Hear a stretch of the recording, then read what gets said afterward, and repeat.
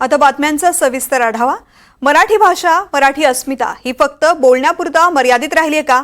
कारण भाषा हा अस्मितेचा मुद्दा कमी आणि राजकारणाचा मुद्दा अधिक झालेला आहे। शिंदे गटाचे नेते प्रताप सरनाईक यांनी हिंदी भाषिक पत्रकारांच्या एका कार्यक्रमाला हजेरी लावली, पण या कार्यक्रमात हिंदी भाषेचं कौतुक करताना मराठी भाषेला मात्र पोरकं केलं। हिंदी हीच मुंबईची बोलीभाषा असल्याचा दावा सरनाईकांनी केलाय।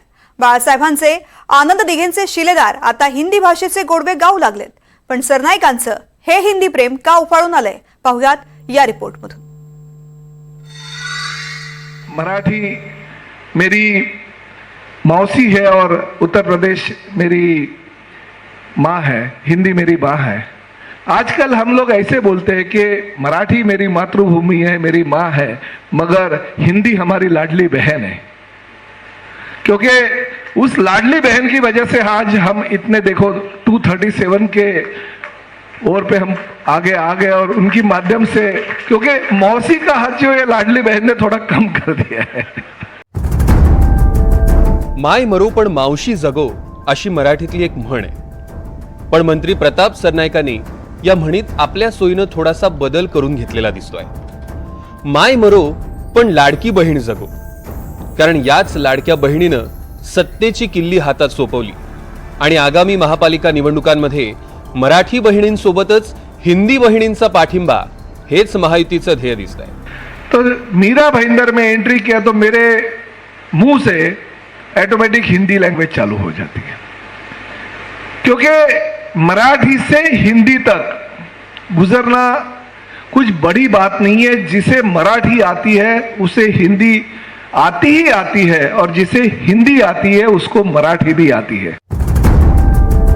मुंबई महापालिका निवडणुकीची चाहूल लागल्यापासूनच मराठी विरुद्ध हिंदी भाषेचा मुद्दा सातत्यानं चर्चेला जातोय। अशातच प्रताप सरनाईकांनी विरोधकांच्या हाती आयतं कोलीत दिलंय।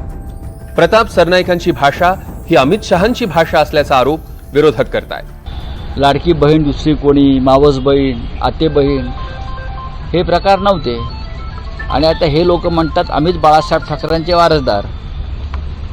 बरं का, हेच म्हणतात आम्ही बाळासाहेब ठाकरेंचे वारसदार।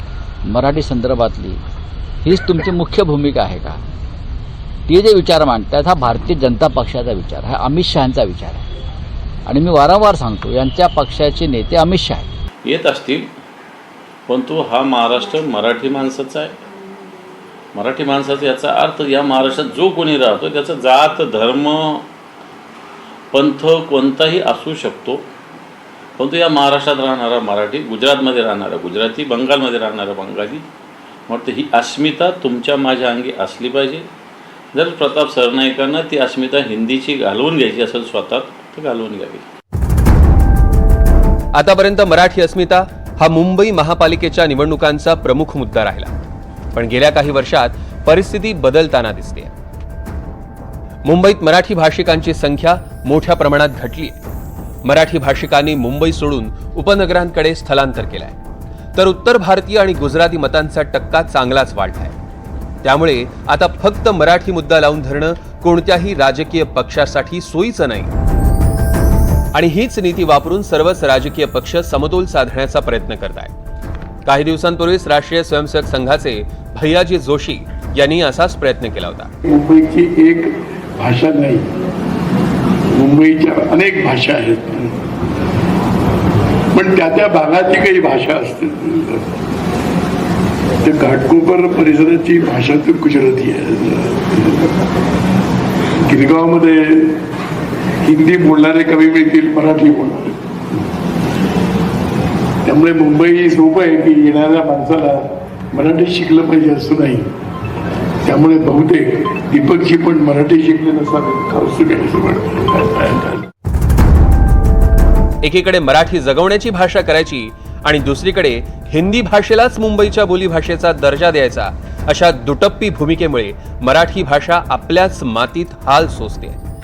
सरनाईकांच्या या भूमिकेनंतर महायुतीचे नेतेही सारवासारव करताना दिसत आहेत। आता त्या ठिकाणी जो वर्ग बसलेला आहे, त्या वर्गासमोर ते हिंदी वर्ग बसला असल्यामुळे ते हिंदीत बोलले असतील।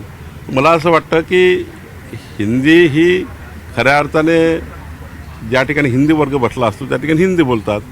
मराठी तर या महाराष्ट्रातल्या मराठी भाषेला अभिजात दर्जा आपण आपल्या महायुती सरकारने आणि NDA सरकारने माननीय मोदीजींनी दिला आहे. त्यामुळं या वक्तत्वाचं मराठीच्या विरुद्ध आम्ही आहोत किंवा मराठीच्या विरुद्ध प्रताप सरनाईक आहे असं मानण्याचं काही कारण नाही आहे. सरकारचा निर्णय हा निर्णय, मराठीचा वापर व्हावा हा निर्णय आहे. तर तुम्हाला काय आवडतं हा त्यांचा वैयक्तिक प्रश्न आहे. कोण मंत्री असे म्हणाले काय आवडतं कुठली भाषा, हे वैयक्तिक मत नाही, सरकारच्या आदेशाचं पालन व्हावं.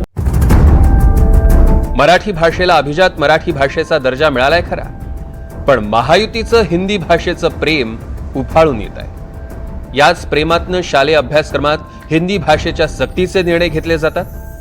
अर्थात तो निर्णय मागे घेतला तरी हिंदी भाषिकांच्या मनात सरकारबद्दल आपुलकी निर्माण होते. त्यामुळे येत्या काही दिवसात अजून कोणीतरी हिंदी प्रेमाचे गोडवे गायले तर विशेष वाटायला नको.